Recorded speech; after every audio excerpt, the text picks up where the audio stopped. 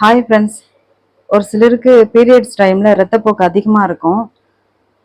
அரை மணி நேரத்துக்கு ஒரு தடவை பேட் சேஞ்ச் பண்ணுற மாதிரி இருக்கும். 7 டேஸ் 10 டேஸ்லாம் போயிட்டே இருக்கும் விடாமல். பெட்லேருந்து பாத்ரூம் போகிறதுக்கு கூட அவங்களால முடியாது. ரொம்ப டயர்டாக இருக்கும், ரத்தப்போக்கு போயிட்டே இருக்கும். அந்த மாதிரி பெண்களுக்கு தான் இந்த பதிவு.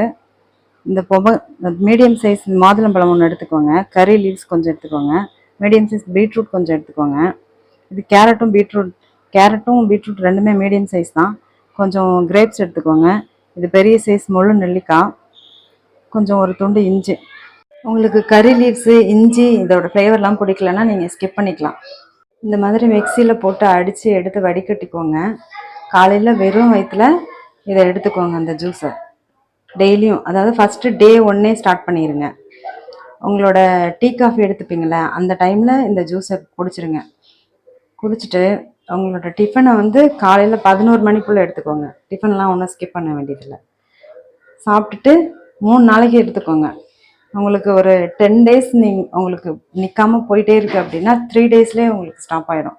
நல்ல ரிசல்ட் இருக்குங்க, செம்மையாக இருக்கும். இந்த ஜூஸை நீங்கள் குடிச்சு பாருங்கள், ட்ரை பண்ணி பாருங்கள்.